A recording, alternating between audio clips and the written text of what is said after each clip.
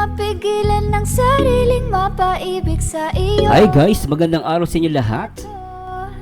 Ito naman po ang paborito nyo reactor, ang nag-iisang Marzano TV 2.0.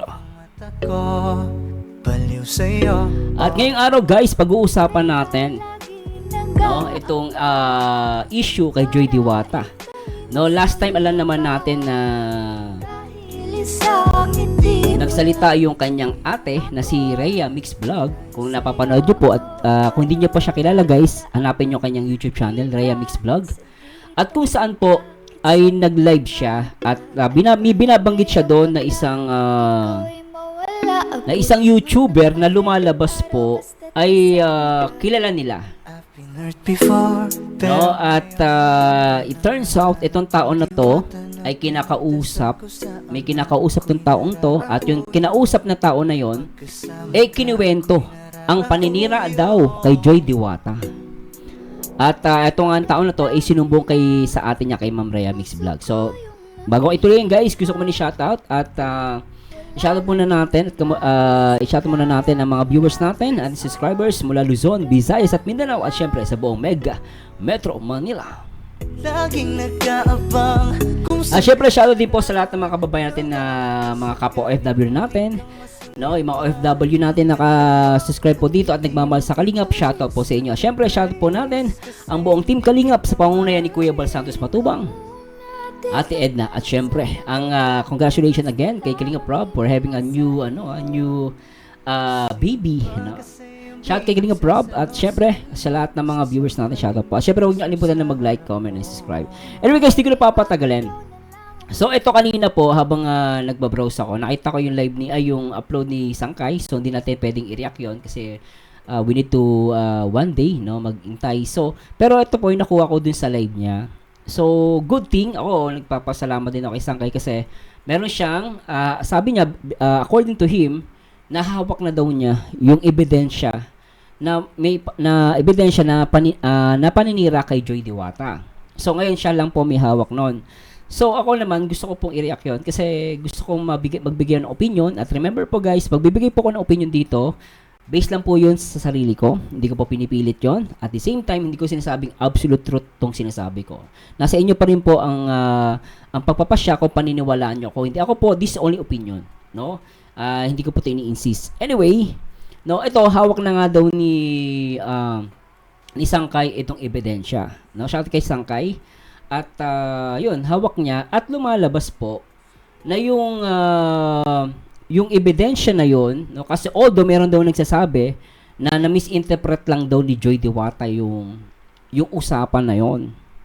Ngayon, pero kung base kay Sangkay, na kung pagbabasihan yung video na yung guys, nabasa niya doon, nakita niya doon na talagang malinaw na merong paninira daw. Merong paninira according to him kasi siya yung may hawak, nakikita niya yung ebidensya.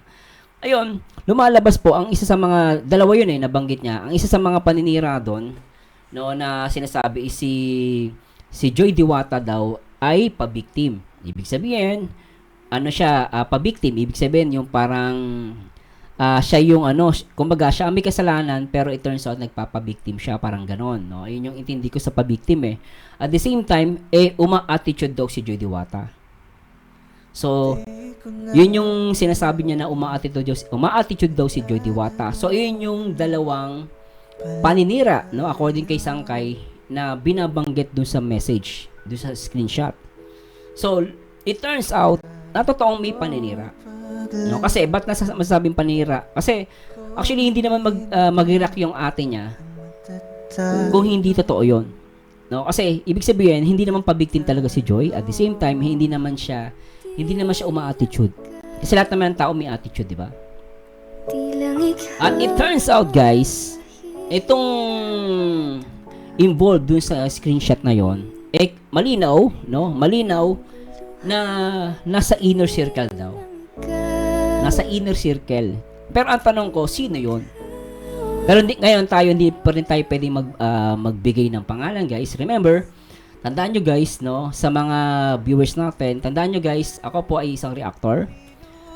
Hindi tayo proper venue, hindi tayo proper authority para magpakita at mag-conclude kung sino yung taong involved. Remember guys, kailangan pa rin natin sumunod sa proseso ng batas. Kung merong man nagkamali dito, tandaan nyo guys, I'm just a simple citizen na concern lang. At the same time, syempre, akto tayo, nagbibigay tayo ng opinion. So, kung tatanungin nyo ako, Sir Merzano, dapat bang ipakita ni Sangkay yung usap nila? No. For me, no. Kasi una-una po, meron tayong RA, nakalimutan ko lang yun. Pero meron tayong tinatawag na batas na data privacy law. Kung may mga abogado rito, kaya law student, maintindihan nila ko. Now, remember guys, hindi natin pwedeng ipakita yung screenshot na yon. Kasi that's a private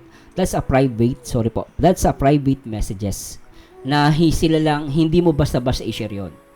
At kahit sabihin mong nasa tama ka, pwede kang mabaliktad. No? So, sana maintindihan nyo guys, no? Napakaselang po niyan. At good thing din, di na pinakita ni Sangkay kasi masasabi ko lang, hindi siya proper authority, hindi siya proper venue para ipakita yon. Kasi data privacy law is very mahigpit na batas ngayon yan, no? I think na ano po yan na napalakas siyang batas na yung 2012. No, mga ganun po. So anyway, balik po tayo doon. Kaya sa mga viewers and subscribers natin, kung magtataka kayo, kung masasabihin nyo dapat ipakita, kung may magpapakita man yan, yung mismong kausap. Yung taong involved. Kunwari, may nag-uusap silang dalawa, no? At lumalabas kasi sponsor talaga yung kausap ni Rhea based kay Sangkay.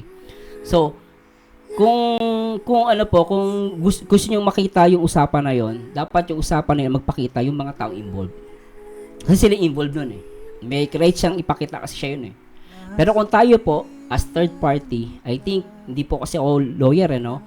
Mahirap po ipakita talaga yon. No, meron tayong batas na data privacy law. Baka bumaliktad. Ilbis na pabor sa'yo lahat, ikaw patalo. So, para sa akin, tama din yung ginawa nung ate ni Joy Diwata na hindi niya ipakita. Nagbigay lang siya ng reaction, ng feelings, no? At tama yung ginawa niya. Ako para sa akin, tama lang din yun. Kasi nag-set siya ng warning dun sa taong involved. 'Di ba? Pero lumalabas nga daw is parang na-misinterpret. Pero sabi nga ni Sangkay, doon sa messages na hawak niya ngayon na nasa kanya ebidensya, nagpapabiktim at nag-a-attitude. Ngayon, kung kayo sa mga viewers, kung kayo ang makakabasa nun, so talaga malinaw na, para saan po opinion ko lang po ito, hindi ko po ito pinipilit, maaaring mali po ako. Kahit naman ako titingin doon, is paninira po talaga yon. Kasi paninira yun eh. Kasi parang, isipin mo, sponsor yung kausap, pero bakit mayroong pa-victim at uma-attitude? So, malinaw po na paninira yon. Okay? Pero sinasabi ko nga sa inyo guys, hindi po ako proper authority, hindi ako proper venue na magsasabi kung sino yung tama at mali. No? Ang lahat ng bagay na yan po, mapupunta yan sa usgado. Ngayon, anong relevance nito sa atin sa mga viewers? At least ngayon, no, magkakaroon kayo ng idea na talagang na yung paninira kay Joy Diwata ay talagang nag-e-exist. Totoo. Kung based sa sinasabi ni Sangkay, kasi hawak niya ebidensya, tayo naman is nabibigyan tayo ng opinion. So lumalabas, may paninira. Malinaw na hindi yon misinterpret. Kasi kung mami-misinterpret mo yon, so hindi ka magsalita ng salitang pa-victim at uma-attitude. So there's something wrong doon sa sinabi. At remember guys, sabi ko nga sa inyo guys, nasa inyo pa rin ang pagpapasya. So, ako, I'm hoping na maayos to, no? At kasi talagang kung merong magmamatigas, merong ipipilit, panigurado meron ditong maliligwak. Kumbaga talaga meron ditong babaksak, meron ditong mapapahiya. No? Pero hindi ko alam kung sino. No? Hindi lang ako kinakampihan. Nagiging neutral lang ako. Kaya sabi ko nga sa inyo guys, hindi naman tayo husgado para humusga. No? Hindi porke sabihin natin siya ang tama, siya ang mali, siya na talaga yung mali, siya na yung talaga yung tama. No? Nagbibigyan na tayo ng opinion. Kaya sana po sa mga viewers natin, lawakan nyo po yung mga unawa natin at nasa inyo na po ang pagpapasya. No? Kung sino yung paniniwalaan nyo at sa hindi.